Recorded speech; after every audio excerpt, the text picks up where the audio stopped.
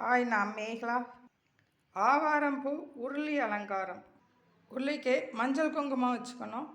உருளியில் தண்ணியும் பன்னீரும் கலந்து ஊற்றிட்டு இந்த தண்ணிக்குள்ளேயும் மஞ்சள் பொடி போட்டுக்கணும். மகாலட்சுமிக்கு பிடித்த கஸ்தூரி மஞ்சள் தான் போடணும். பச்சை கற்பூரம் நுணுக்கி போடணும்.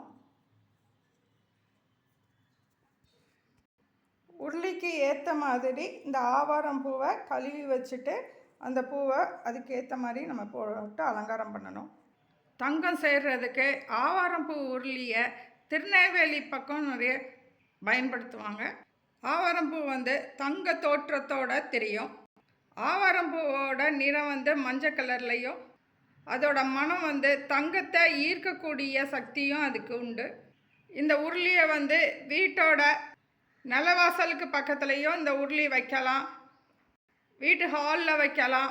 நம்ம தங்க நகைகளை பீரோவில் ஏதாவது இடத்துல வச்சுருப்போம்ல, அந்த இடத்துல கூட பக்கத்தில் இந்த உருளி வைக்கலாம். தங்கம் வெள்ளி இந்த பொருட்கள்லாம் செய்கிறதுக்கு மகாலட்சுமியோட ஆசீர்வாதம் நம்மளுக்கு வேணும். அதனால் இந்த உருளியை வைக்கிறது வெள்ளிக்கிழமை வைக்கலாம், இல்லை பௌர்ணமி திதி அன்னைக்கு கூட ஆரம்பிக்கலாம். இந்த உருளிக்குள்ளே 5 ஏலக்காவை நுணுக்கி போட்டுக்கலாம்.